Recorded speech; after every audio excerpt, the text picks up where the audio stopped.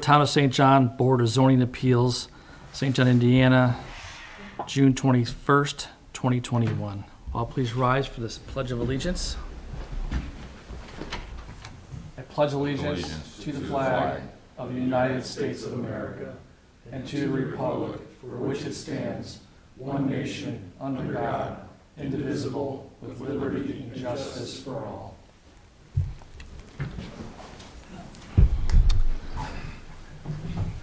Sergeant, can we do a roll call, please? John Kennedy is not here today. Drago Popovic. Here. Brendan Sharon is not here today. Nancy Woland. Here. And Mark LaRue. Here. Attorney Adam Decker. Here. And Councilman Brian Blazak. Present. And also present is Town Manager Chris Salatas. Present. Thank you. Minutes, we don't get anything available at this point in time, so we'll defer. Mr. Decker, do we need to take a vote on that to defer, or we just leave it like it is? Thank you. Not required. Mr. Chairman, Yes, sir. could I interject a comment, Please. please? I'd like to introduce to everybody our new town manager, Chris Salatas. He joined us last Tuesday, and hopefully he's going to be a big asset added to the town. Lowell was nice enough to loan him to us. Not real happy about it, but, you know, life goes on. So welcome, Chris. Thank you, Brian. Welcome. Thank you, Chairman. Thank you.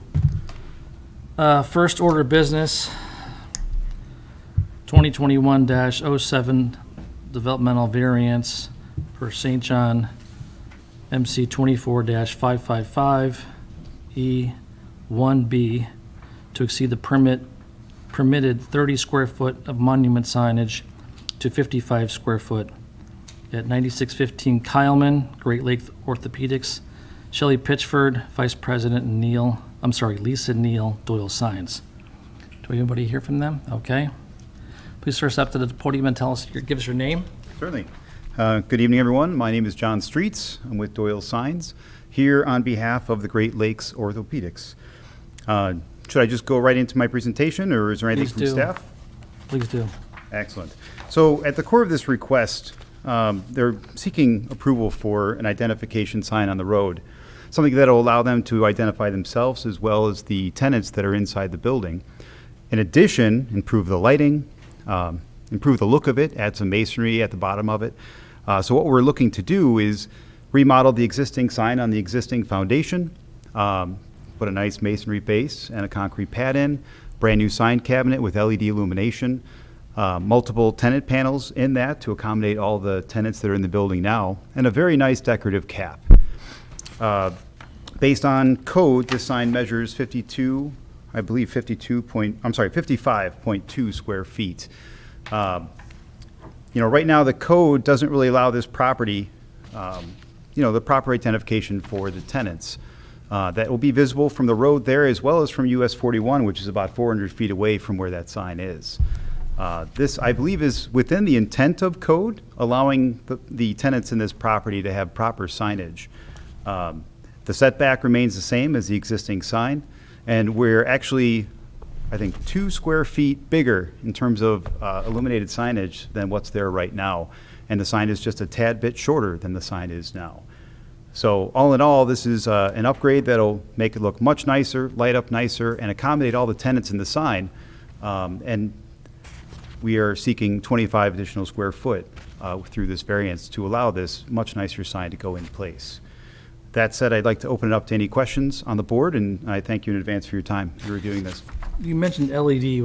Was that just the lighting itself, or was there any kind of messaging or anything? No messaging. No Okay. electronic message center, and the white LEDs will be inside the sign, lighting it from inside.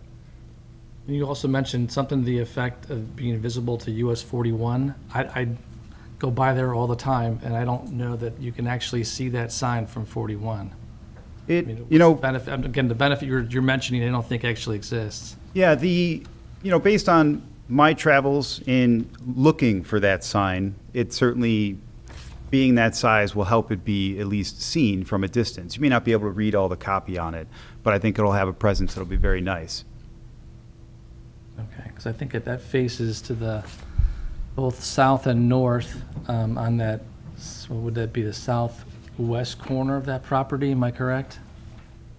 So I do have a couple I have a photo I can pass Yeah, out. we got the listing, the photos here. It doesn't really give me a This is space. replacing the existing sign? Yeah, it's just replacing existing sign. So this is US 41 right here. The sign is right back there.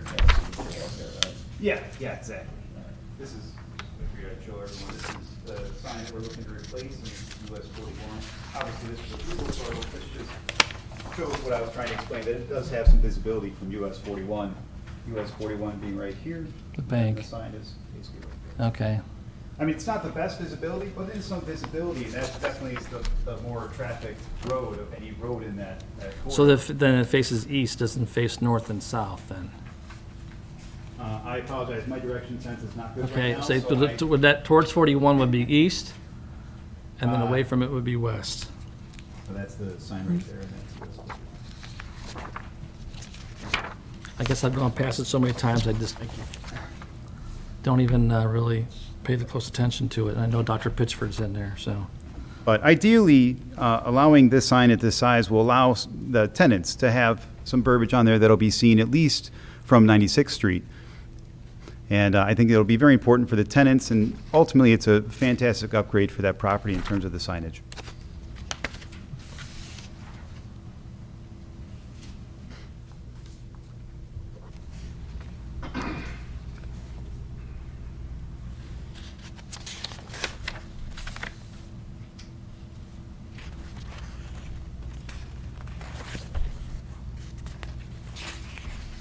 Does the board have any questions? Now, looking at this, the pictures that are up here, we have the existing sign and then the new sign. What's the dimensions of the old sign? The dimensions of the old sign, give me 1 second. Are you looking, it's going to be a bigger foundation for this, or are we still looking at, it looks pretty similar in size, actually. So it's, yeah, the new sign's gonna be just, I wanna say 2 inches shorter than the existing sign, and only about 2 to 3 square feet bigger in terms of the sign itself. We intend to use the existing foundations in steel and add a concrete pad underneath it. The old sign cabinet, the illuminated part, was 5 foot 2 inches high and 9 foot 9 1/4 inches wide. The cap on top was about 10 foot 5 1/8, and it was about 4 foot 1 under the sign cabinet with those simulated pillars.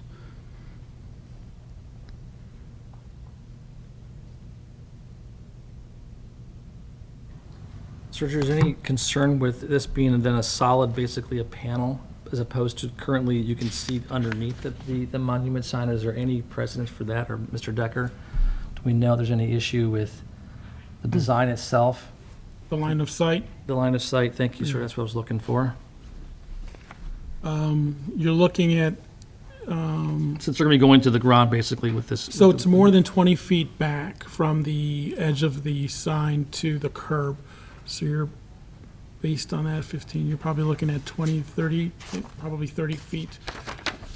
From the sign here, you could see on the screen there, it's the edge of that sign there Okay, is 15 feet from here to here. So you're looking at probably 30 feet from curb to back of sign, so, or front of sign there.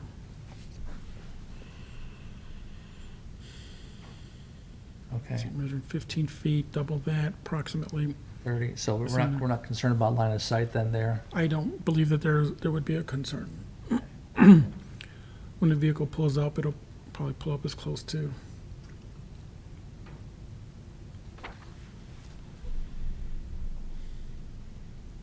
Okay.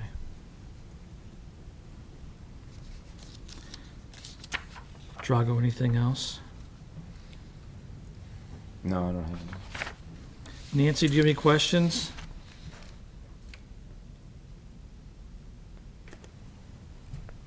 No, I don't. Sorry, I had my phone on mute. Okay, thought we lost you there for a second. Thank you. No, no, I'm here. Okay, great. Sir, if we have a seat. Certainly, thank you. Sir, do we have any remonstrances regarding this? I have not received any remonstrations regarding this agenda item as of 6:30 this evening. Okay. Open up for public comment. Is there anyone here that wants to speak on this issue from the gallery? Do we have a list of anybody that signed in? I didn't sign in, but I'd like to make a, Okay, so if you would step up to the podium and give us your name and your address? yeah, my name is Jack Talbert, and I live at 9575 East Oak Ridge Drive. So I'm a little bit north and one block west of that area. I mean, now they're talking about illumination. I just want to know, how's it going to affect the appearance of the neighborhood? Is there going to be a lot of light that's going to be, transmitting all over through the neighborhood, or, yeah, I'm just got concerns with that. I would like for you guys to address what would affect me as a, as a Homeowner. resident that lives very close to there. Okay, thank you, sir. I've been a resident for, since 1981 in St. John, and 21 years at my present location. Okay, Yeah, I really, any comments or any thought process, I'd really appreciate that. okay, thank you, sir. Is the current sign illuminated? I think it is, isn't it? I'm sorry. Yes, the current sign does illuminate. I've heard reports that it doesn't illuminate as nicely as one would want an illuminated sign to illuminate. And I do want to make note that this sign is approximately 200 feet from Keelman. I hope I pronounced that right. Alman. Thank you. Kyleman. And, as far as being a beacon of light, I don't think it's going to be a beacon of light. The LEDs have a cool light, so it's more of a blue light. And it's not like the fluorescent warm light that is, they both illuminate very nicely, but I would say this is a dimmer light.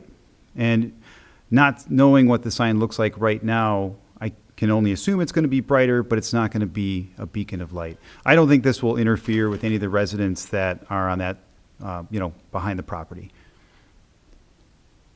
I know in the, Sergio, and other, for service stations and other areas, we have lighting. They have to do studies as far as the, how far the light travels and so forth. And there's a name for it, I don't recall what it is. Looms? Would there be anything that would have to meet guidelines on, with this particular, They would to need, address the gentleman's they would question? need to comply with the looms permitted for signage. Okay, Anything above that, then would have to, it had to be measured and then, amended or adjusted, so that way it falls within those guidelines. so is that something that's in the ordinance itself? I don't see that in there. Not that I'm aware of, Okay. not sure if this ordinance references looms or cites looms.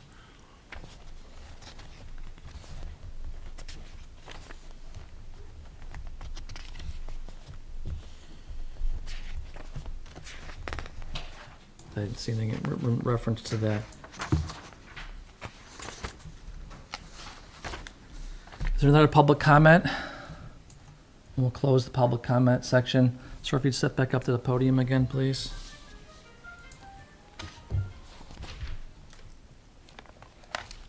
Just to go back to the gentleman's question regarding the lighting source itself, is it brighter? You said cooler, and then that could be one thing to one person and another to another person, so. Sure. Just to address the gentleman's So I believe comments. the existing sign now is lit with fluorescent tubes. This proposed sign would be lit with LED, white LED illumination. In my professional opinion, I don't think it's going to be as bright as a properly fluorescent illuminated sign. And that said, I don't think it's going to disturb or be too bright for any of the residents on that side of the property. Okay. Is this something that would be able to be modified then? I mean, if it was measured and it was disturbing the residents, that we could go back and modify the... There are dimming fixtures that you can add to one of those signs in the event that it's too bright, and, dim it 20% or 30% to, the local's preference. So that is possible to modify that down the road if it does deem to be too bright or too annoying. Okay. Mr. Decker, is that something we're going to put into the, if this is approved, we'd have to put something into that effect under a contingency? Well, so, Chapter 14 of the zoning ordinance basically establishes the outdoor lighting plan requirements Okay, and provides basic standards for illumination of signs, gross emission of light, 100,000 lumens per net acre, and then there's commercial industrial lighting zones, which provide for maximum levels of illumination. So I think the applicant would still have to comply with that. I mean, certainly, that goes, without saying that if the developmental variance is granted, that the applicant would still be required to comply with those provisions of Chapter 14. okay. Thank you. Are there any other questions? I'm sorry, sir, tell me your name again. No worries. John Streets. John Streets. Thank you, John. Sure. Any other questions for Mr. Streets? Okay, and that, do we have a, do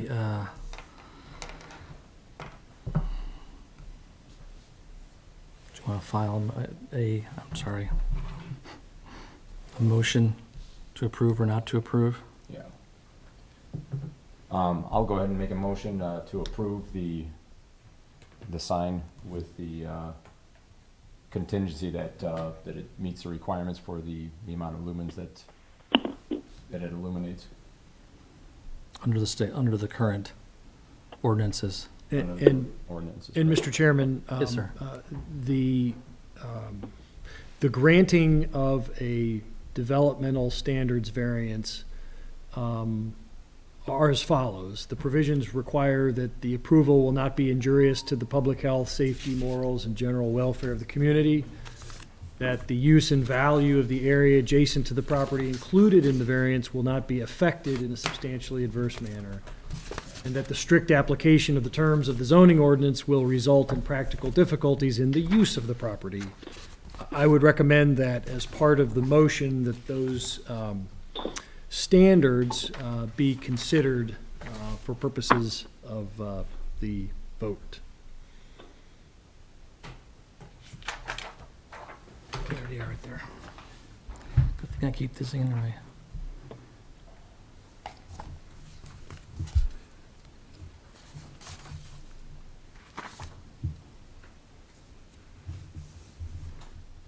Mr. Chairman, those are essentially the findings that are to be Yeah, made. we didn't have that copy of that up here, Mr. Decker, that's why Okay. first we're finding them and Drago's reviewing them right now so that he can read them. Hopefully he can read that. Yeah, I can read that. Yeah, I wanted to make an approval based, that the approval will not be injurious to public health, safety, morals, comfort, or general welfare of the community. Use and value of the area adjacent to the property included in the variance will not be affected in a substantially adverse manner. And that the strict application of the terms of the zoning ordinances will result in practical difficulties in the use of this in the use of the property. Well, it's the contingencies as well, I think, below there. And that, as far as the contingency goes, that the amount of the lumens that it exhibits will be in compliance with our current ordinances. So I have a motion, do I have a second? I second. Thank you, Nancy. Sergio, could we take a roll call, please? Drago Popovic, Here, yes. Nancy Woland, Yes. and Mark LaRue. Yes. Thank you, Mr. Streets. Thank you, everyone. Take your time.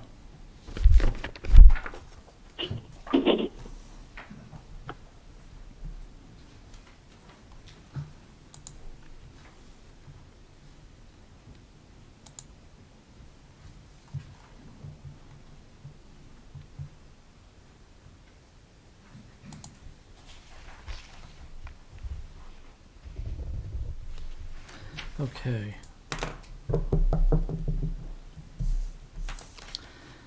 Next item on the agenda is 2021-10, developmental variance per St. John MC 24-461B to exceed the permitted 250 square feet of accessory structure to 346 of accessory structure at 1314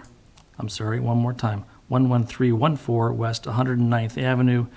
James Walters, homeowner. Mr. Walters, would you like to step at the podium, please?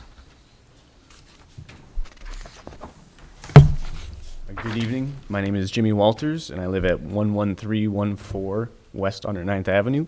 I'm looking to get an additional 96 square feet of accessory structure. My plan is to remove an existing shed that is 11 by 12. It is in need of repair and is not functional for my needs. I'd like to replace it with a 10 by 16 shed. It's a pre-built portable shed from Yoder Portable Buildings. Okay.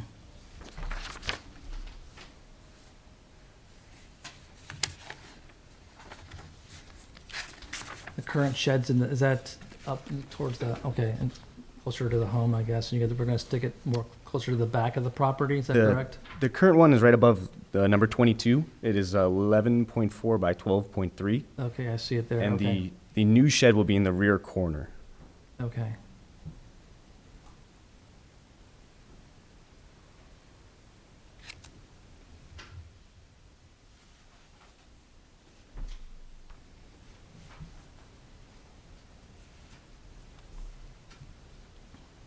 Sort of refresh my memory if it's based, is this all, the size of the structure, is that based just for any lot size? Or I know we've done different things with garages and so forth over the years. It's based on the size of the lot, so anything less than an acre is maximum square It's gotta be footage. close to an acre, right?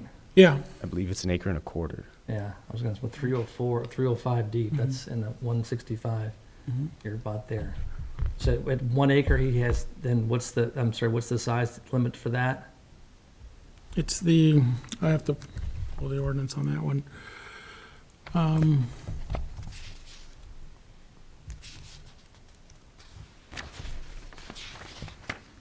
thought the 250 was based on like a less than a half acre. Less than an acre, yeah, Less than an acre, excuse me. yeah. What is the zoning district? Is this R1? It doesn't say on my information here, Mr. Decker.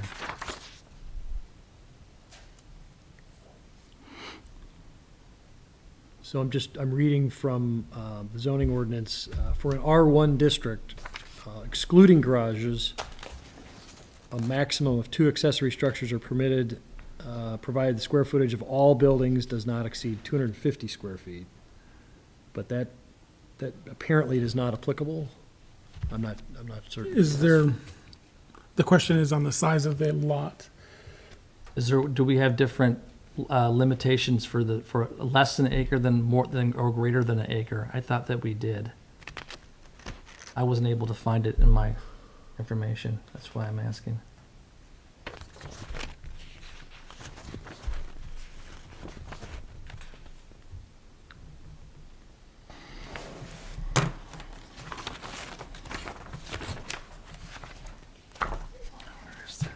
Perhaps it would be in bulk standards. Bear with us, Jim, for just a second.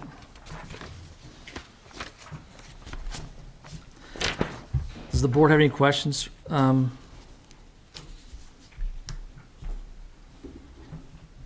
Mr. Walters?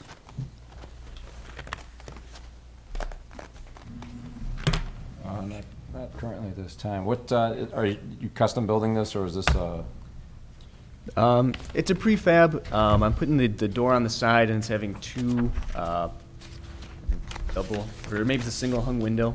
I think there's a picture in the attached. back of that packet. oh, okay. It's up there, too. Yeah. There's a metal roof. So It's wood siding painted with a 40-year warranty paint. how high is it again? Do you know the height of it? By chance, it can't be very big if it's a 10 by 14. No, it's got I think the lowest pitch that I could get, it's below Okay. 9 feet, I believe.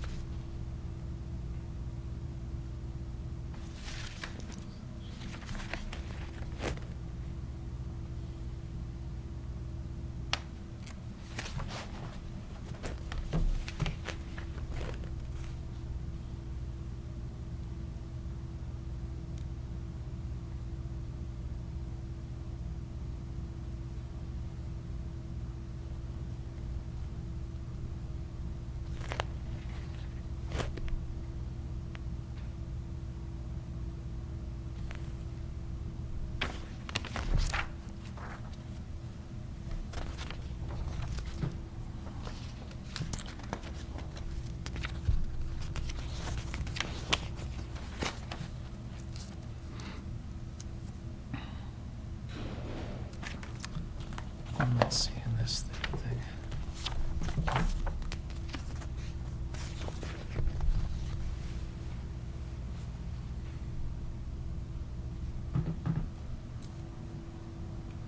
Anything? We got any?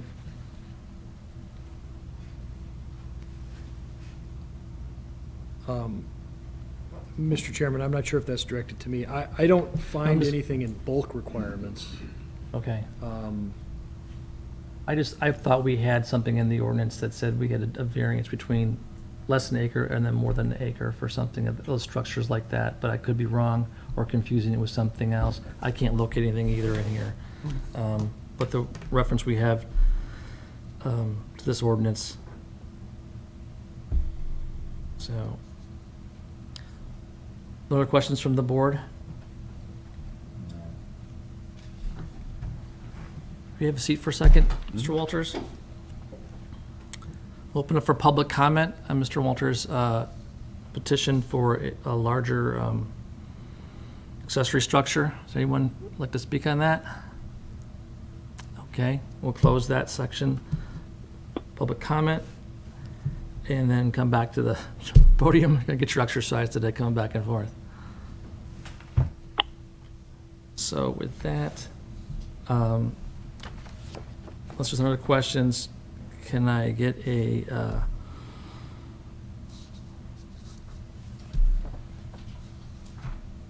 approval or denial of Mr. Walters' petition? I make a motion that approval will not be injurious to public health, safety, morals, comfort, or general welfare of the community.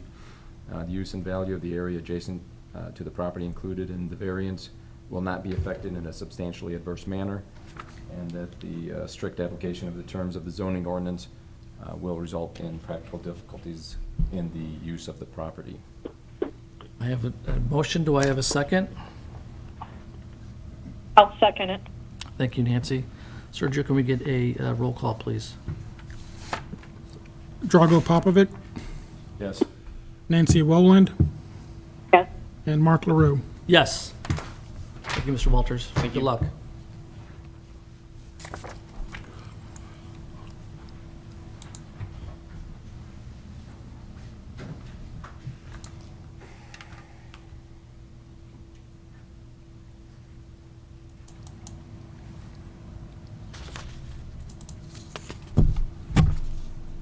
All right, next item on the agenda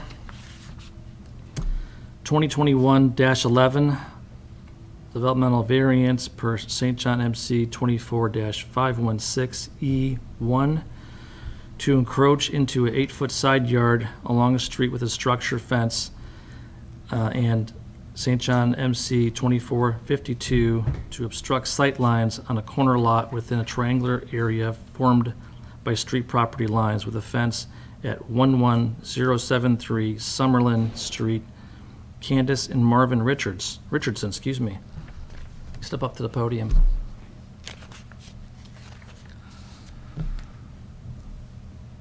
How are you, sir? I'm good. How are you guys doing? Very good. This is my wife, Candace Richardson. We live in the Mill Creek subdivision at 11073 Summerlin Street. We're requesting a variance for our fence. We are one of only 4 or 5 homes in the subdivision whose property directly backs up to farmland not owned by the developer. Okay. If you look at the documents that we sent there, that's our house there, and it backs up to the east of the house to farmland that's not owned in the street there, dead ends. We're requesting to have the fence be able to go to the sidewalk there because there's no traffic coming down the street. I understand the main reason for the ordinance is to make sure that no sight lines are obstructed by emergency vehicles or anything like that, but there'd be no emergency vehicles coming down that street.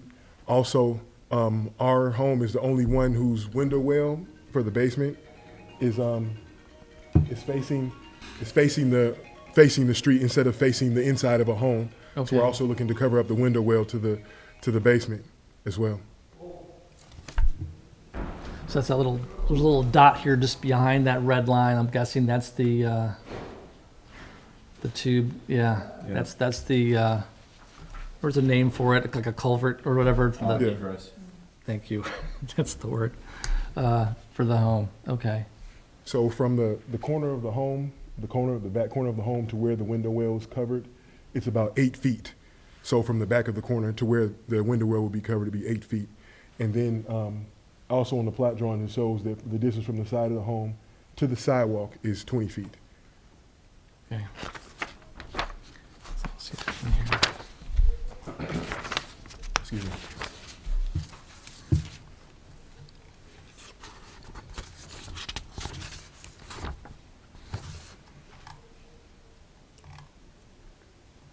This way.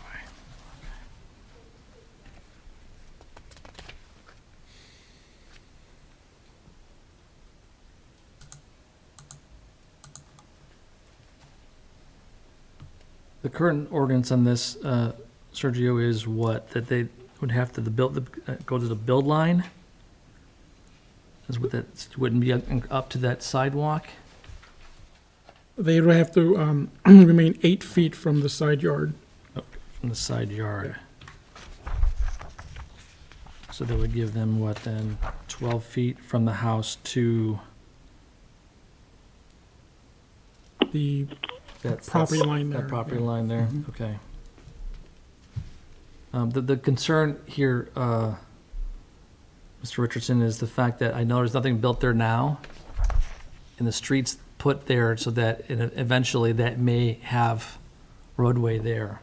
So my only concern would be if we let you put that there, and I don't have a problem. I know we're talking about you want to protect that part of your house. I get that truly. However, I think in time, we've seen this town grow, and all surrounding areas, they're going to be putting something in that farm field eventually, unfortunately. So I'm concerned from that standpoint that if we were to let you put the fence up to the sidewalk, we would then have a line of sight issue, not today, but down the road. So that would be my only concern from that standpoint. Was there a thought to even just take it to the property line so you would still have that 8-foot barrier between the sidewalk and your property, or to the fence, I'm sorry? So, yeah, that's fine, but from what I understood about the ordinance is that it had to be to the corner of your home. Like that it will only let. On the back side, you're saying? So you Right, on the need back side, variance. it won't let me have the corner. You were of the- correct. That's on me, I forgot, you're correct. So we have to give you a variance to take it up to that level or to that window well? is what you're asking That's for what as I'm well. asking for. Not just to the sidewalk, but also to cover that window well, so the window well is inside the confine of your fence. That's correct. Okay, thank you. So even if it wasn't to the sidewalk, I would be fine with that. If You're it just was asking to take it up to a little right, bit further. If it was Okay, 8 feet, you know, from the sidewalk or something like that, that'd be fine as well. gotcha, okay. Sorry, you said that probably earlier. It's been a very long day, so I don't remember you saying No that. problem. Okay. Are there any questions from the Mark, I board? agree with you. You know, there's nothing there now, but we all know how fast everything's building. And also, on that side, there's that 10-foot drainage and utility easement, which somebody wanted to get in there to do what have you. You know, they can go in there and don't necessarily have to restore. So Right. I agree with your thoughts about going to the sidewalk. Thank you, Nancy.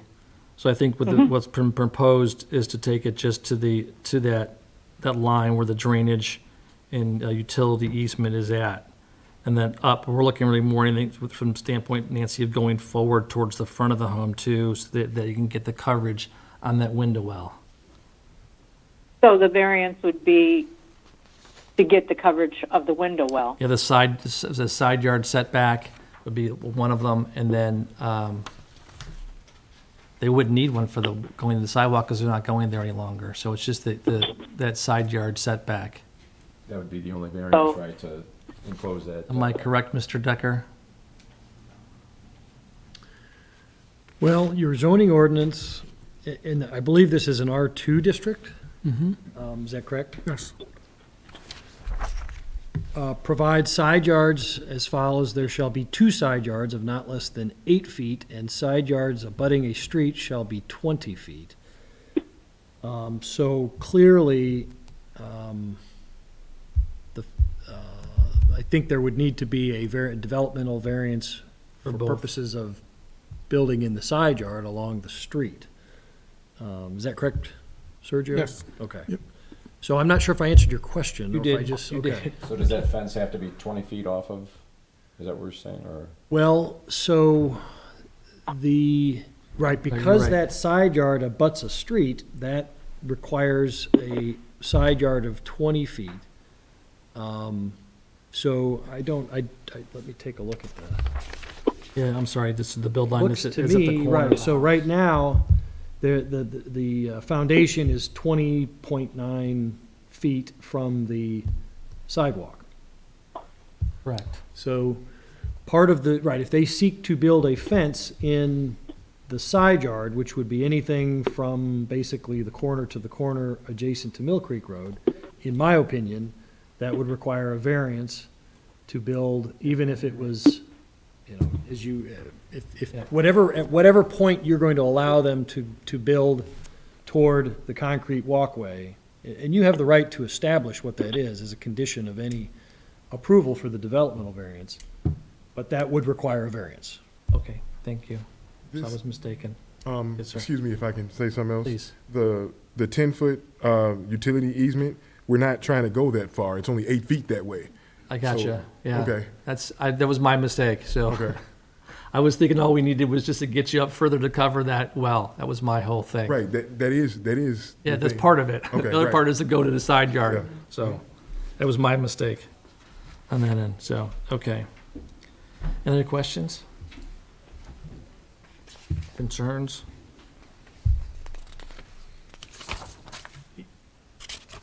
If I- Yes, sir. Go ahead. As you talked about the condition about if they did build something there, could that not be added as a condition to any type of approval that, structure would have to be changed if that happened? Well, if we get within, again, this is just my opinion, and then I'm sure I'll be corrected because the way I look at it is if we can get you what you need for the side yard and covered that window well, that'd be part of the property for perpetuity, okay? But the sight lines would still be, we'd still have a 10-foot sideline or 12-foot side view on that part of the property. So it shouldn't be a problem there. But as far as adding another contingency, if it's something gets built back there, I don't know that we need to do that, but Okay. I could be wrong. Okay. Been wrong before. Won't be the first or the last time. You have a seat. We'll open up for public comment. Thank you. Is there any remonstrances regarding this,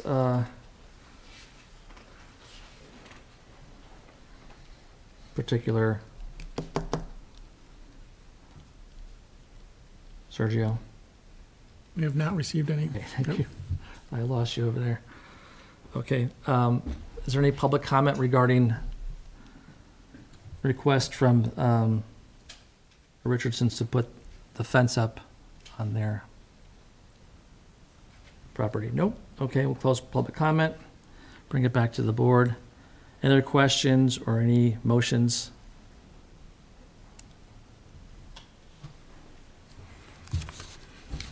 Come back up, thank you. You've seen how it goes before, right? So basically, the way the property sits now, you'd have 9/10 of a foot to build that fence on, is that right? I'm sorry. You've got the 20-foot building line, that's That's the corner of their other property there. Right, so as I read, so Mr. Chairman, Yes, the drawings that are supplied by Reeves with the drawing, as proposed, are showing the fence going 20 feet from the foundation to the sidewalk and basically following the boundaries of the lot. And so, again, in your consideration of the development use, variance for the, development standards, you can establish whatever conditions you think are reasonable. I mean, of course, you don't have to grant a variance tonight. If you decide to grant a variance, you can make it for something less than the 20 feet, as they're proposing right. with their application. So I'm not sure, again, if I've answered the question. No, you did. Representative. I guess from my point of view, and I don't know where Drago was going, but we need to make it a contingency to meet the, I guess the line of sight or something to that effect on the side yard, and whatever other, variance we're gonna have to that. So the big problem is gonna be on that corner going towards the sidewalk. We're gonna have to back it up. So I guess the question is, can we make that the recommendation or the contingency based on from the corner of the home or from the point on the drawing here going towards the sidewalk only to be 8 feet, so that we still have a 12-foot easement between that and the sidewalk? Is that something that we can, Right, so if. we have to have them redo their proposal? Right, so what I think, Mr. Chairman, what I think I hear you saying is that you may want to consider allowing the variance with the condition that the fence be placed, and I guess I would say the fence to be located adjacent or in the vicinity, adjacent and parallel with Mill Creek Road, Okay, to be no further than 8 feet from the foundation of the home. yes, sir. That's what I believe that's that's what I'm what- thinking anyway.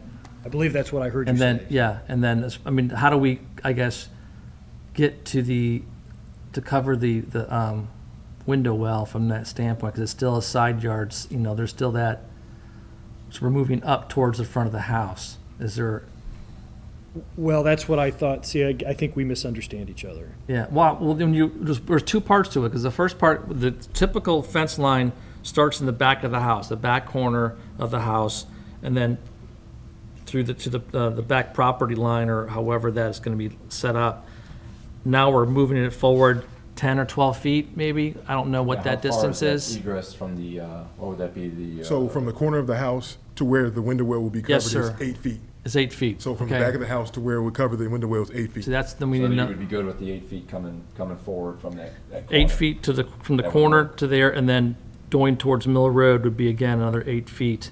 Well, Right. I'm sorry, Mr. Chairman, how far from the foundation to Mill Creek Road? That's the Well, other that's, part. that was 8 feet. But again, they're asking for the 8 feet Was from that the their corner. request, though, the 8 feet from the foundation? I mean, your original request is obviously like. It was different, it's different now, so Right, no, it's, that was it was always the 8 feet to cover the window well. Cover the window. part How that's far away changing from the is foundation the toward Mill Creek sidewalk Road is the part. question, right? okay.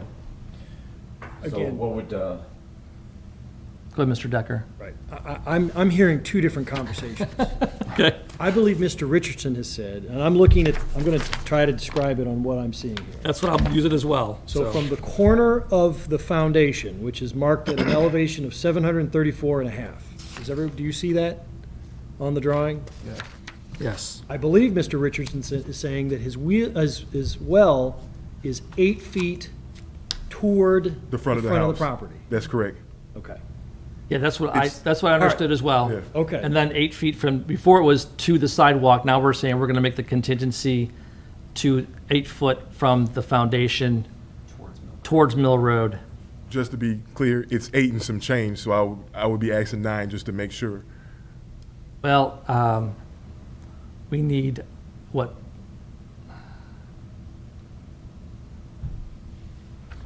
That's 20 foot, 20.9 according to this drawing. You've got, let's say 9 inch, you get 9/10 of an inch or 9, yeah, because 20 is the build line. So you have like this little gap between the build line and your home then going towards Mill Creek Road, excuse me. Drago,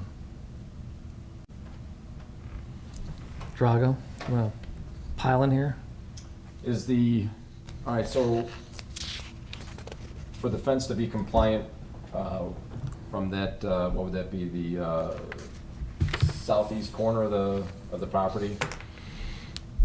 It would go from there to be in compliance, you cannot build past the building line, or is that just for the house? It's the building line from the corner of the house. It can't, So we're gonna be looking for a variance to go beyond the 20-foot building line towards Mill Creek Road, is that correct? Say it one more time. So basically from, right there where he has the Cursor? the cursor, that fence, to be in compliance, would have to be built right along that 20-foot building line, is that correct? To be in compliance? Yes. Okay, all right, so we'd be looking for a variance to come off of that any distance, and then also to go forward towards the front of the house, the 8 feet to capture the egress. Right. And Mr. Chairman, I'm looking at the Reeves, this is part of the packet. The Reeves drawing shows that 10 feet going from the corner towards Summerlin. I know Mr. Richardson said the well is 8 feet, so they proposed 10 feet to cover the well. So I would if you're going to consider that, that's what I would recommend. 10 feet as opposed to the 8, Well, or the 8 foot? if, I probably wasn't measuring the space that they need. I Okay. went like from the corner exactly to where the window well is, so they may be adding extra space. Well, yeah, you don't want that thing on top of the Right, window so, well. that I would- Aesthetically, probably will be a pain to deal with anything in that location. Okay, thank you, Mr. Decker. Back to you, my friend.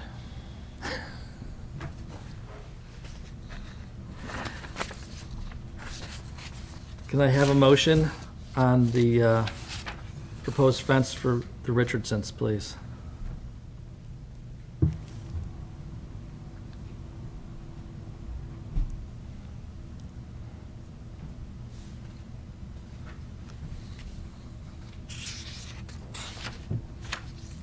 It's gonna be full of contingency.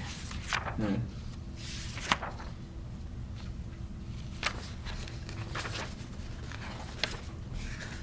on one second here.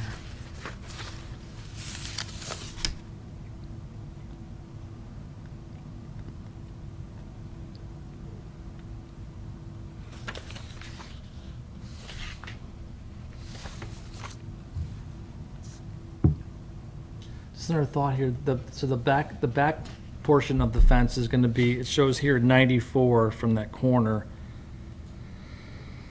along Mill Creek, going back, and then 100 across. And then the other picture, it shows all the way back to the back of the property. So I'm just gonna make sure that we're following, what drawing we're following, I guess. See what I'm saying? On the Reeves versus this one? On that sketch? Yes, sir.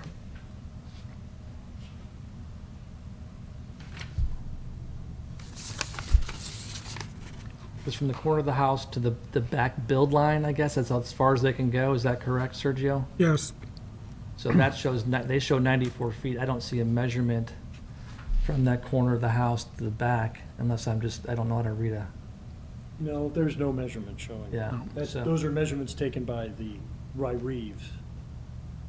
Yeah, and I'm also looking at the survey too, so.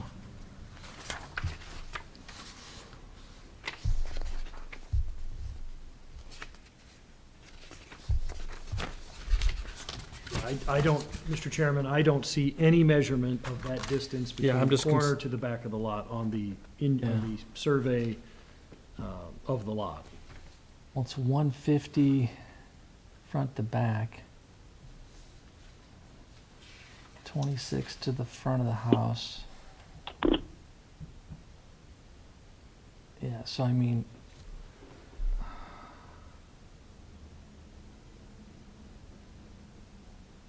I think we would have to have some sort of contingency on the depth of that fence, so it doesn't go past the build line that's outlined here on the survey. 'Cause I don't know the Reeve, I've used Reeves before too. I don't know if where that measurement came from. There's no reference point for us there. Which, you're talking about the 94 number they have here? Yes, sir, so it's like from the corner of the house, the back of the house on Mill Creek towards the back of the property, what that distance would be. That's what I'm just concerned that the 94, if this is what we're looking at. Because one picture shows it goes all the way back to the back of the property on the one with the red pencil outline. And I just want to make sure we're all on the same page and what the expectation is, or how it's going to. Yeah. I'm not saying it's 150. There's an on the Mr. Chairman, yeah, if I may. So the lot to lot is 150, 26.1 from the property line to the To the porch. concrete porch? Yes, that's correct. I'm trying And to then read it. 5 feet for the porch, and then 35 feet for the house. I've done the math. That's basically, it would leave a roughly 84 feet from the corner to the back lot line. bell line. Thank you, And Mr. so with Becker. the additional 10 feet, which is proposed in the Reeves drawing, that's how we get to 94. 94. And that, see, now it's all making sense. Okay. Okay, thank you. Just gotta make sure we cover everything Reeves here, people come that's with all. Do I have a motion?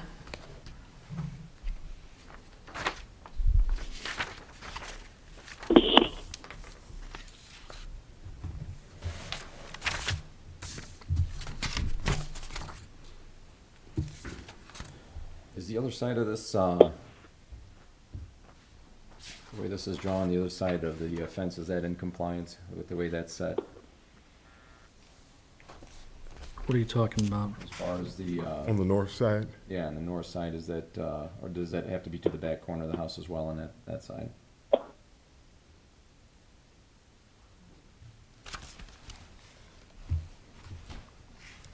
As far as on the build line, you mean? On the north side of the property? Yeah, is that supposed to be on the, northeast corner, meet up with the northeast corner and not go forward on the building like the request? Oh, I see what you're talking on the about. south? All right. Probably to be more of aesthetics than anything else. I don't believe there's a rule for that. It's not a sight line because it's inside, facing the neighbor's house. That's where the neighbor's house is, right next to that. Well, it's more of a side yard component to that, because you're bringing the fence in kind of the middle of the house again here on the north side of the house. So most fences, again, they end at the corner of the house, unless you have something else there you're trying to, alleviate entry to. Is that where you're going? Yeah, I mean, I'm thinking I understand that it would be a lot easier to build a fence to enclose your egress versus moving your egress. So I can see, giving a variance, to accommodate that, but I would like to still try to remain as close to being compliant as possible. So Sergio, on that north side of the house, do they have to meet the same standard as far as the setback where the fence comes in, On the north side of the house, they're not going into their front yard or past the front of their home. and they're good to go. They're good to go. Okay, so then now we don't have to worry about that, where that fence ends now. Wasn't sure. Okay. So that point's good.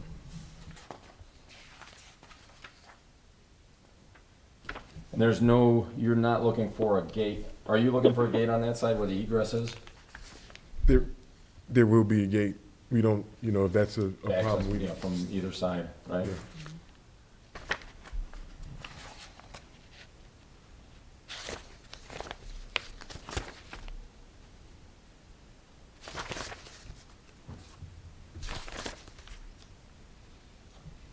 Is there a minimum that you would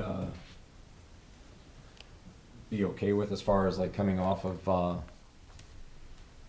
the foundation of the house? Just, I mean, that would give you a gate at that location and also enclose the egress. You know, so the eight plus feet, whatever you need to get that enclosed, that egress, and then coming off of the foundation, just to accommodate a gate. So you guys have a gate on that I think you were side. looking for like 9 and some change, right, from the, well, the drawing does say 10. I think we should go with that because that's the people that, Okay. professionals did that. Are you On talking the about corner of the the That's- house. yeah, from the that's, corner of the house? yeah. You're talking about towards the sidewalk. Yeah. that too. The same, I don't need the 20, the 10 would be fine, just as long as there was enough space to get a gate there. I'm not greedy. It's gonna be parallelism. Right. Gotcha.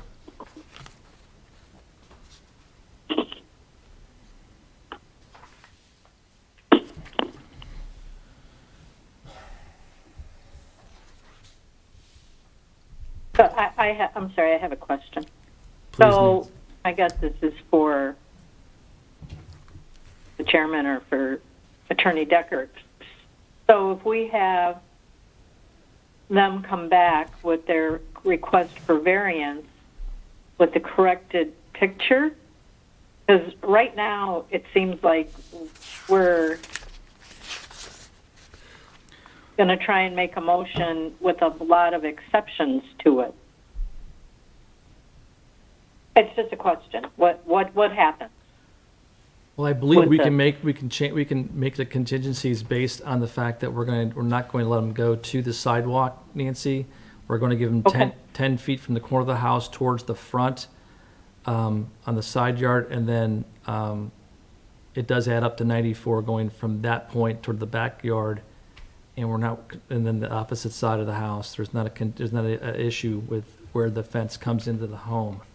So it's just those 2 points, and we can put in the contingencies that they're not going to exceed those parameters. Is that a fair assessment, Mr. Decker? Well, yes, and I think what remains to be discussed, what's been discussed, it hasn't been determined, is the distance from the foundation to the sidewalk, the fence would be permitted, if the variance is approved. I think we were looking at, what was it, 8 feet, or are we looking for 10 feet? I would like 10, but whatever. For the board's reference as well, on the Reeves drawing on the north side of the house, I believe I see a gate here drawn by Reeves with a 5-foot space. Right.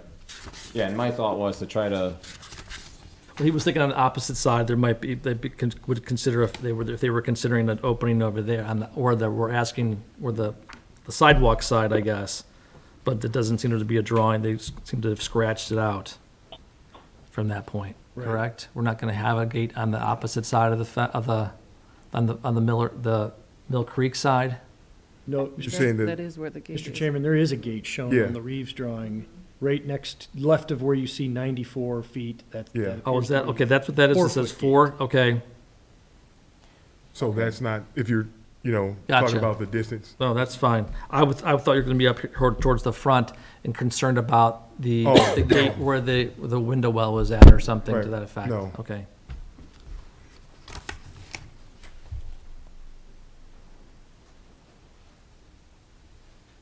all right, so no gate towards the front of not facing the west. Okay, Where the, I got you. Yeah. All right, that was the impression I was under, I see now. I didn't see that other gate over there. That's,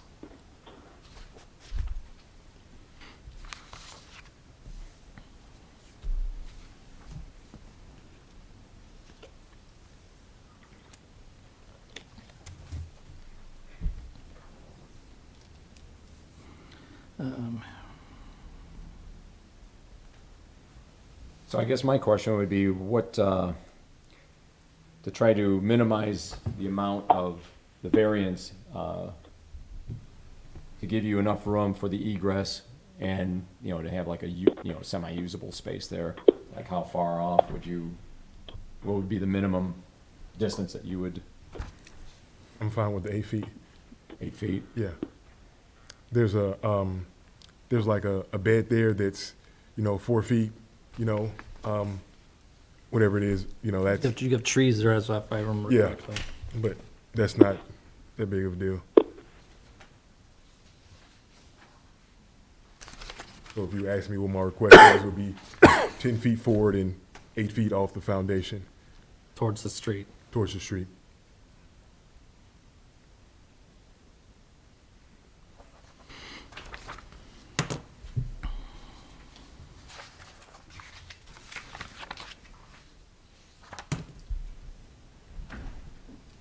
All right. I'll make a motion that, to approve, with contingencies of, First, go through the yeah, approval so process. I make a motion that approval will not be injurious to public health, safety, morals, comfort, or general welfare of the community.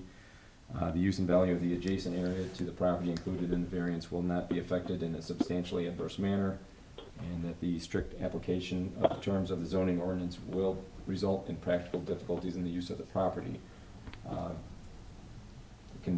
Conditions being that the west-facing fence is not going to go exceed 10 feet towards Summerlin Street, and that the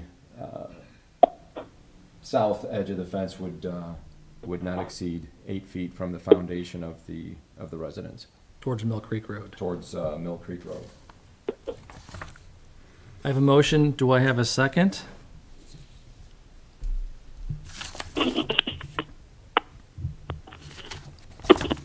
I second. Thank you, Nancy. Sergio, can we have a roll call, please?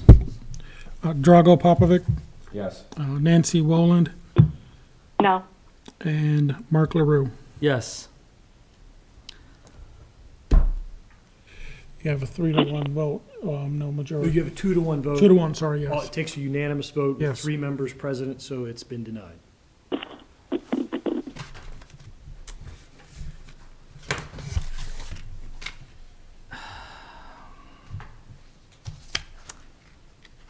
Is there an opportunity for them, Sergio, to come back with different plans and have it on writing? So they can show us exactly what they're going to do? I mean, they can resubmit, I mean, that we have to re-advertise, go through the whole process again. I mean, yeah. Okay. That's the option we have at this point. So we Mr. have to, Richardson. like, put this stuff back in the paper again and Go back and see Sergio and file the paperwork again on that, Yeah. in order to do what you want to do. Right. Thank you for your time.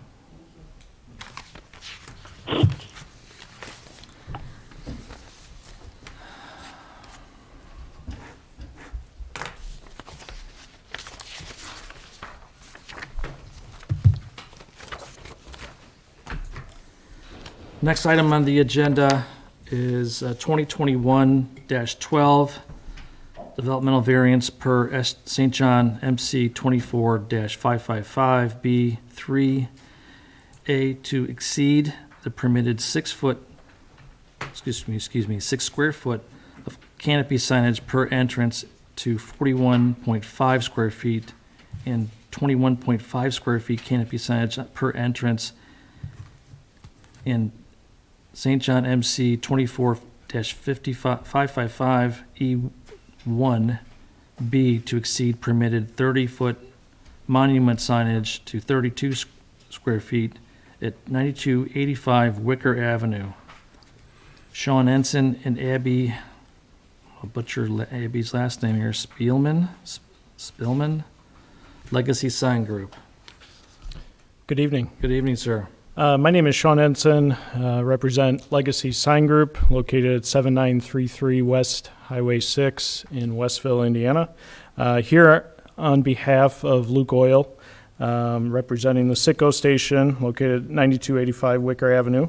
We're requesting a variance approval, as you mentioned, on 2 illuminated canopy signs, and also a reface of the existing monument sign.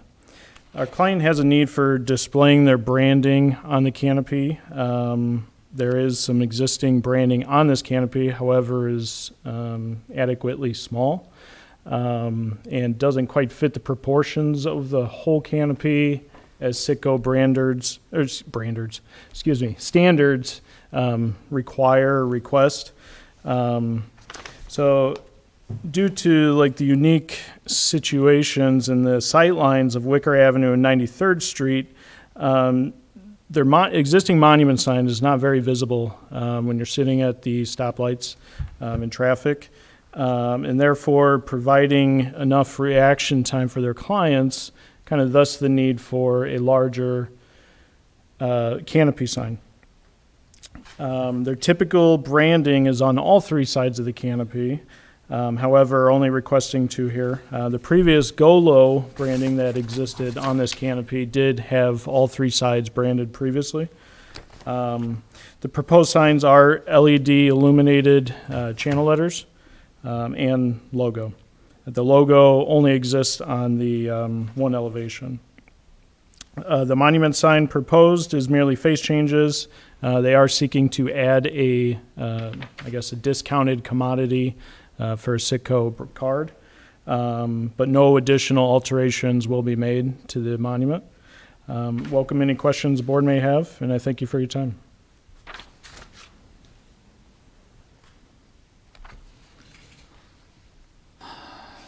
So the current signage on the canopy, you're looking to do what again? I'm sorry, Mr. Ensign, you're saying you want it had all 3 sides or No, we're only seeking to do branding on the 2 sides, on the south side and then the west side? the south side and the east side. The west side. West side? Yes. Okay. Correct. So those 2 corners, okay. And the current signage is not large enough, is what you're stating? Correct. Proportionally, it's adequately small for the canopy. The Citgo standards kind of fill that area a little bit better, look proportionally larger, but more or less provide a feasible illuminated channel letter. Channel letters certainly get to size where they can't be fabricated out of aluminum. Thus, kind of the reason for that they're at their size as well, proposed.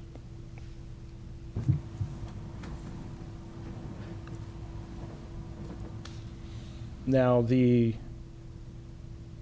one elevation that does have the Citgo Trimark actually eats into a lot of the square footage because it's being boxed out. So that box is, because the triangle is larger than the lettering, boxing that out actually adds to that square footage, unfortunately, versus just the letters only.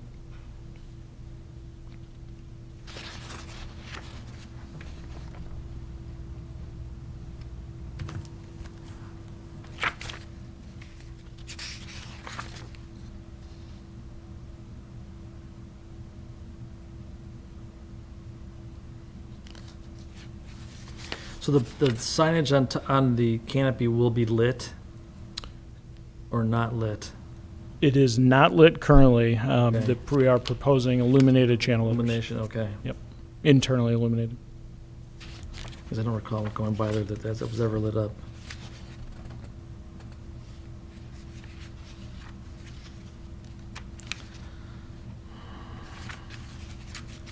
So let's take the canopy, I guess, first.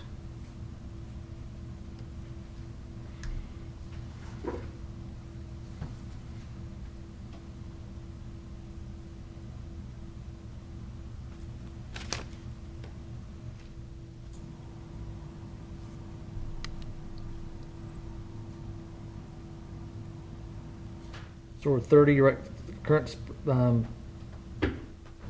ordinance is 30 square feet allowed. That's on monument sign, excuse me. I'm looking for canopy. Canopy is 6 square feet. 6 square feet. Okay, I'm sorry, it's up here at the top.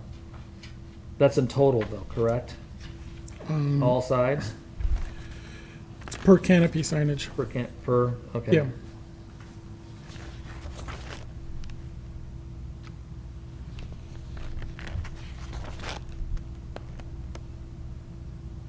You're asking for 4 times the size of the current?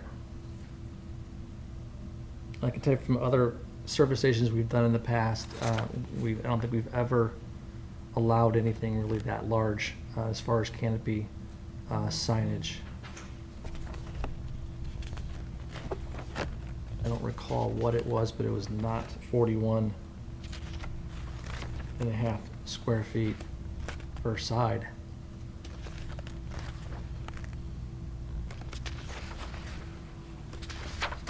And to the monument side, I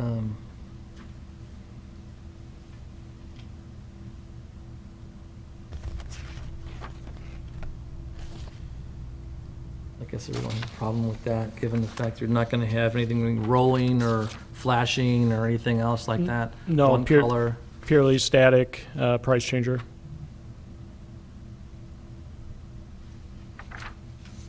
Any questions from the board? Nothing?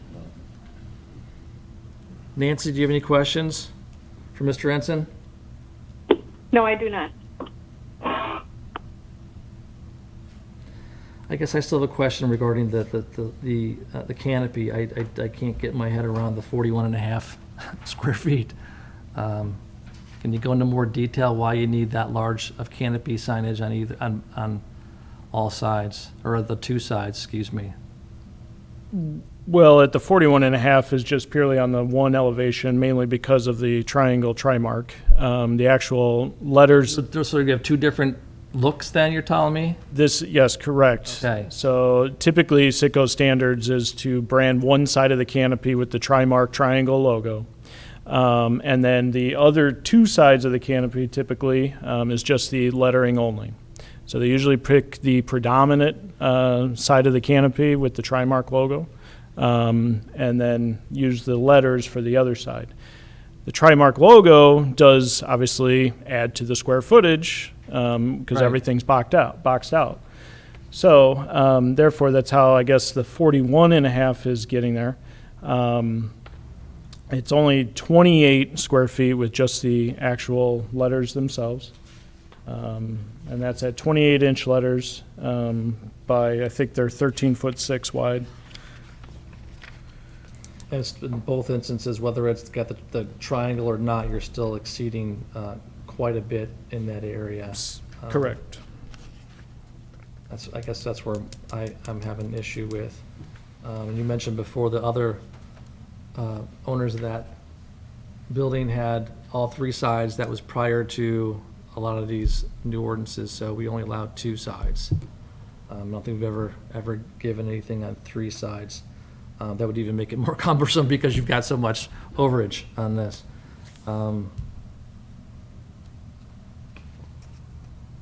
Okay. Also, I have a question as far as the monument sign. Is that, is there a reason why you needed the 2 additional square feet? It's just purely face changes. It was a 4x8. I'm not sure previously who permitted it at the 30 square feet. It was not our firm, so I don't know where the 30 square foot came from. Probably It's an actual town ordinance, I'm gonna guess.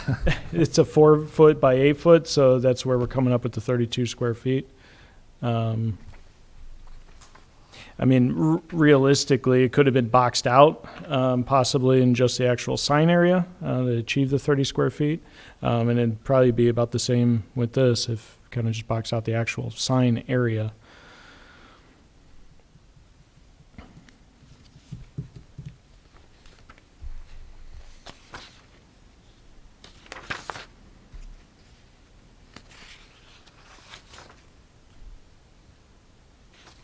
Any questions for Mr. Ensign? Nancy? No question. Okay. Mr. Rentz, if you have a seat, Sure thing. open the floor for public comment regarding the signage for the Sitco station. Okay. You have no one that would like to speak on that behalf? Do we have any remonstrances on this? We have not. Thank you, sir. Mr. Rentz, if you'd like to step back up to the podium.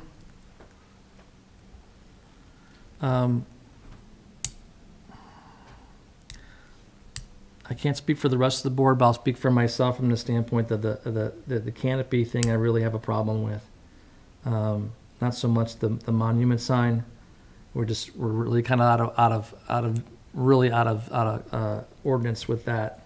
I wish I could go back and pull up with the last one we did over on 231. I know we made some considerations for that, but it wasn't to the same extent, I don't believe, that you're asking for here today. But I'll leave it to the board to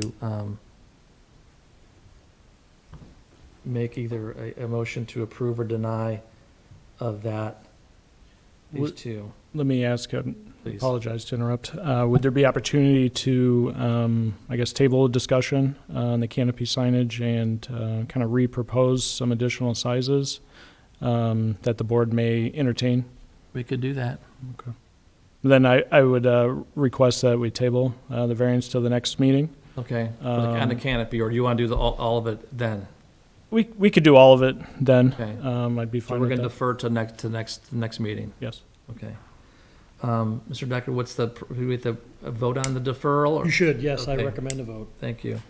Sergio, could you take a roll on that, please? Well, there's been no motion made, so somebody has Oh, to I'm make a sorry. motion You to were defer. correct. And then Just trying to somebody get needs this to second. move along. I'll make a motion to defer. I have a motion. I'll Do I have a second? I'll second it. Now can we have a roll call? Drago Popovic, Yes. and Nancy Woland, Yes. and Mark LaRue. Yes.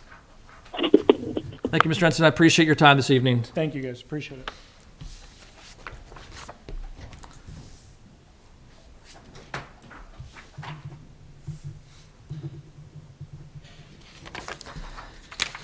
Next on the agenda is 2021-08 Developmental Variance St. John MC 24-376A to relocate required side and rear parking to the front of the building, and St. John MC 24-376F to reduce the required minimum 15,000 square foot building to 7,000 square feet at 10845 Poplar Place, Martin's Commercial Edition, Lot 9, Jeff Brandt, Brandt Construction, and then, hi, Mr. Brandt, and then Don Turenga Engineering.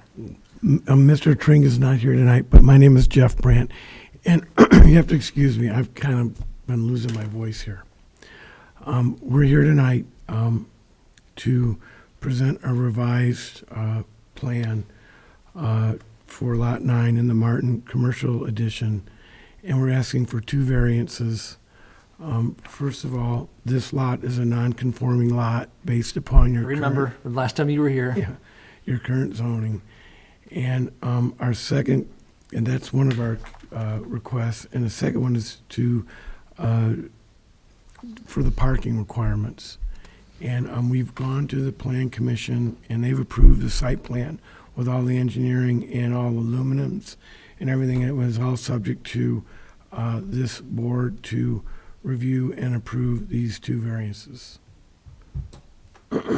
And let me just tell you, we came up with the 7,000 square feet because if we had typically your overlay district requires a lot to be 2 acres in size. This lot's not 2 acres in size. Yes. So if you take the percentage, if you took a 15,000 square foot building on a 2 acre lot, it would take about 17% of the property. So we basically revised the plan to do 70%, to have the building take up 17% of this site, because it's just shy of an acre. So that's how we came up with the 7,000 square feet. and we just are requesting a variance for the parking. I remember this, but I don't remember all the details, so what the...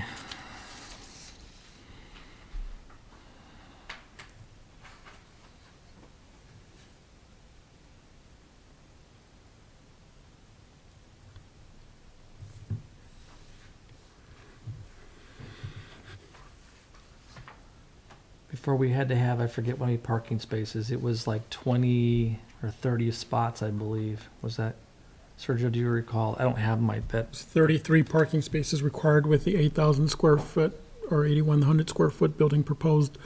Oh, with the new square foot building, it's 27, I believe, parking spaces. But the plan commission approved the site plan with the current parking spaces provided. The request here is for the location of the parking, which would be in the front of the building, Opposed to the rear. as opposed to the rear and the side, or the side per the overlay district. As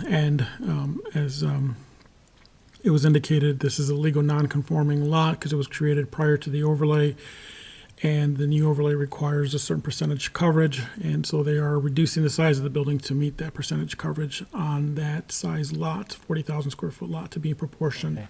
So, I don't remember.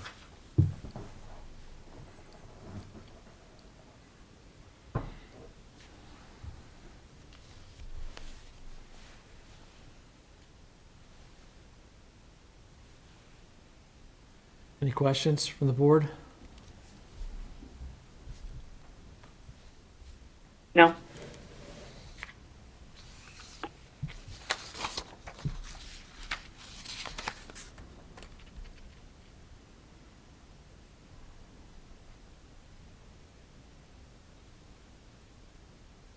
Drago, anything from you? No. Okay. Open for public comment. There's no one here unless there's someone online. Do you want me to Oh, there's sit someone, down? I'm sorry, I didn't see.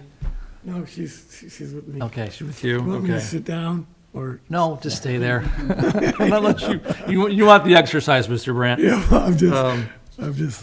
I'm trying to expedite it as well, and I don't want to, run I around the totally building here. understand. Okay, so,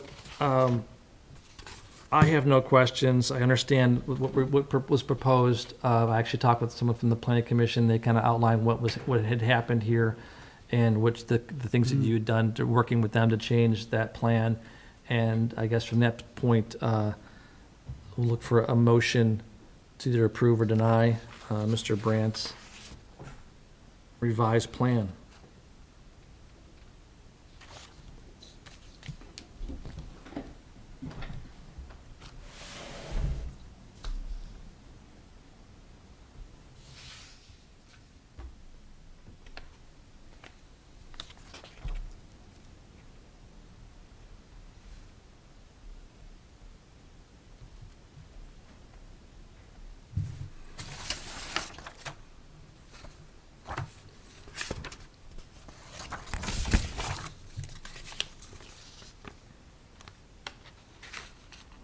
So we're looking at 35 parking spots, is that approximately right? I think that's correct. Okay, 34? Yes. Must count something twice then, okay.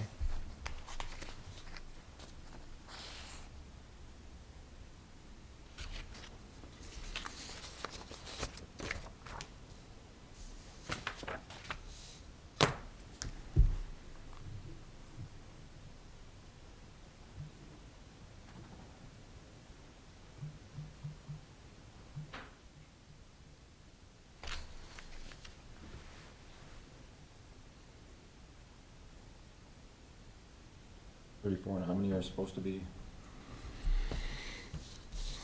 28, 20, what, pardon?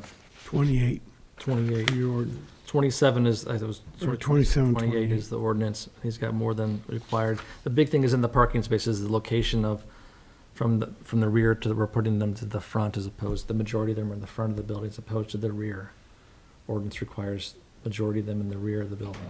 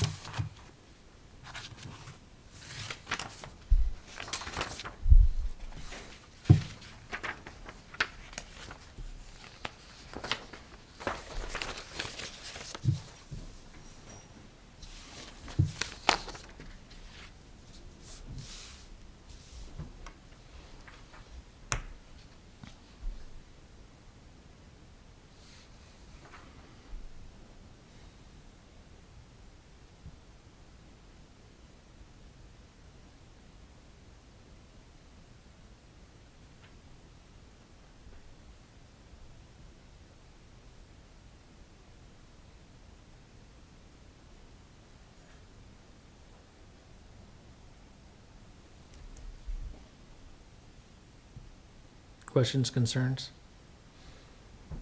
And what was the reason that, just because of the way the layout as far as the pickup lane? Moving? No, the issue wasn't the pickup lane. The issue was that we had some more parking on the other side of the ingress-egress road off of, I think it's Poplar. Poplar, yeah. And they wanted us to remove those parking spaces. And the other issue is that we reduced the size of the building because we worked extensively with Sergio here on how to make this site work because the lot's a non-conforming lot based upon your current zoning ordinance overlay. And actually, you could build a bigger building on that lot based upon the original platted property. So we've reduced the size of the building just to help accommodate the town's requirements.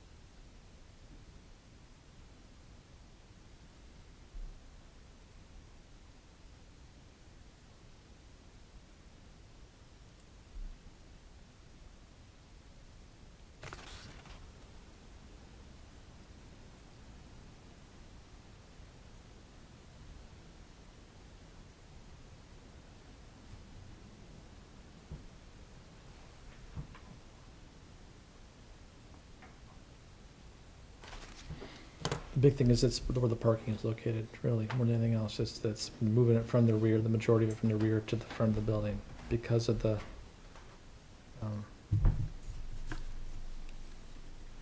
how odd the lot is. It's kind of similar with Culver's, wasn't it? Kinda, yeah.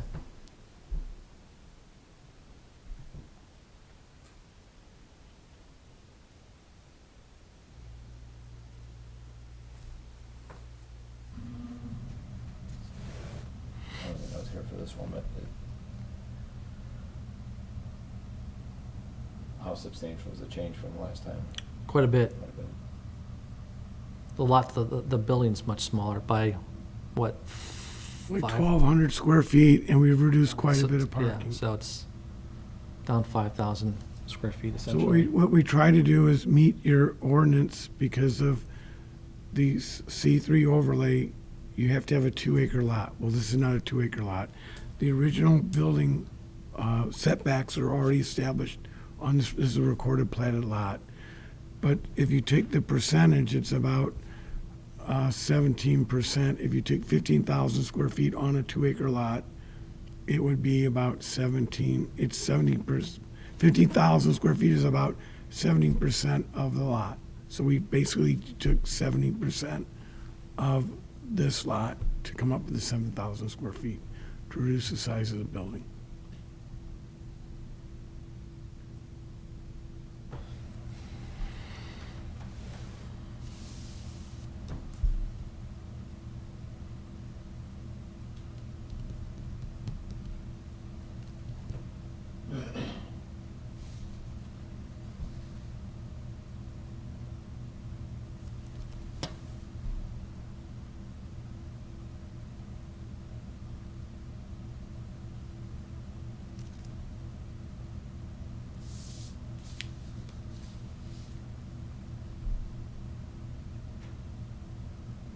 What is this building anyway? Pardon? What's going up there? I have no idea. It's going to be a retail facility. Yeah, that's retail And, space. and but- most of the existing parking out, if you look at all the other buildings out there right now, the majority of their parking is in the front of their buildings, as that originally was planned for that development.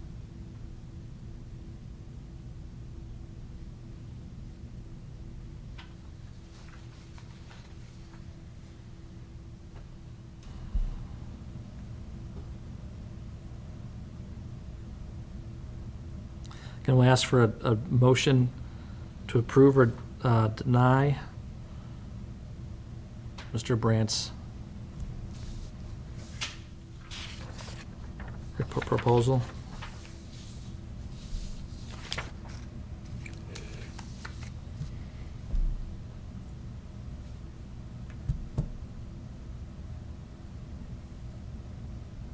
What's your consternation?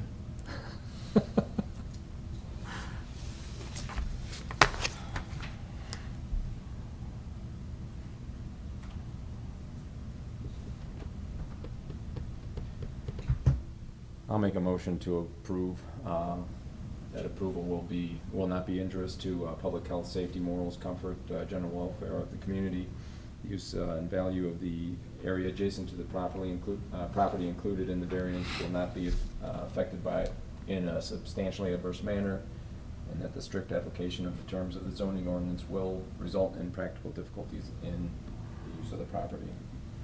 I have a motion. Do I have a second? I'll second. Sergio, can we have a roll call, please? Drago Popovic, Yes. Nancy Rowland, Yes. and Mark LaRue. Yes. Approved. Well, thank you very much. Thank you, Mr. Brandt, for your time. Appreciate your patience I with want us. to appreciate all the work that Sergio did. Yeah, no, there's no to help question. us get to this point. Thank you very much. Thank you, sir. Thank you. Mr. Chairman, Yes, sir.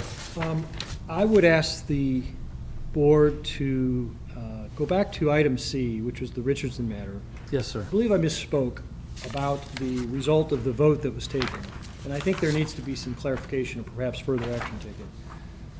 The vote, or the motion at that time was to approve with the conditions that were recited, and the vote was 2-1 at that time. That was a motion to approve. It failed because it was 2-1. Right. I believe I stated that it was denied, but it wasn't denied in the sense that a motion to deny had been approved by the board.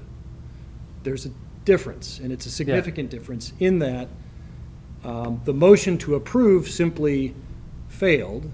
It's still before the board. The board could consider a motion to deny or a motion to defer, which would leave the matter on the agenda for a future meeting, And which we wouldn't might, have to go through the process of, as opposed to having to go through the process. That's where I think there may have been a I like misunderstanding that about last piece. what steps they might have to take to represent to the board or have at least considered at a future meeting.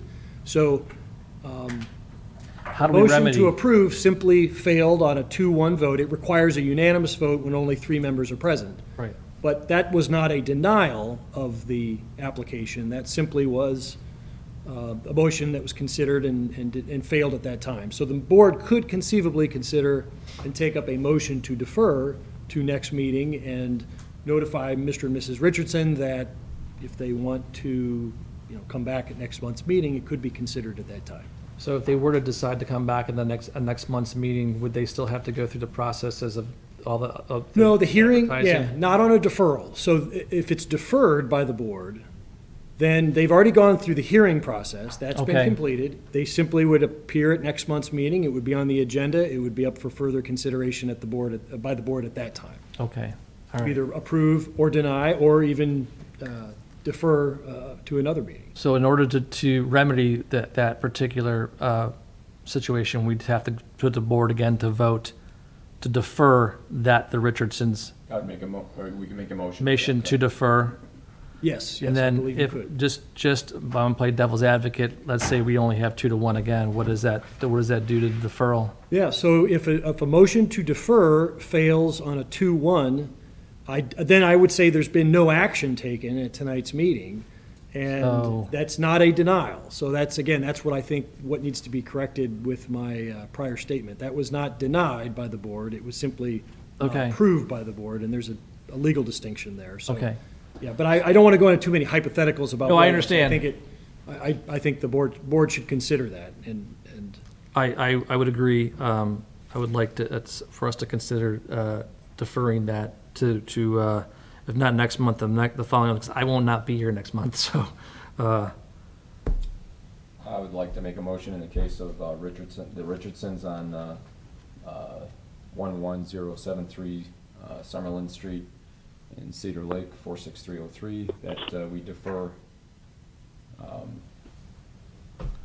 until next meeting or our meeting after that.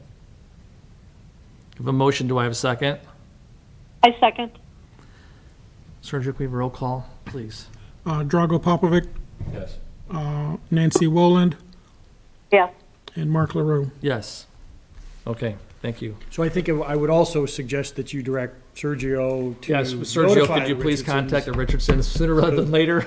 We I'll send him can an call them email. tonight. I'll I'm send sure him an they're email probably tonight. upset about this whole thing. Send him an email tonight. Yeah. Okay, because And I think and that's something that we should, I apologize to the board I- because I misspoke, and I think there was I wanted to make sure that was clear. I appreciate that, because we never in a situation where we were split like this, so that's, either we may have one no, but we have enough votes to carry the motion though as well. So this was a new event for me that I wasn't sure what we could do, and didn't feel good about the Richardsons in the situation they were put up against. I tend to try to work more with the people of St. John, or to make sure they can get what they need, as long as it's not something crazy. Got that from Mr. Paul. Okay, anyway, I'm sorry, let's move on here. Last thing on the agenda is public comment. We can open for public comment. I have seen nobody here unless there's somebody online who would like to make a public comment. And we'll close public comment, and after that, there's nothing else. We're adjourned. Thank you, everybody.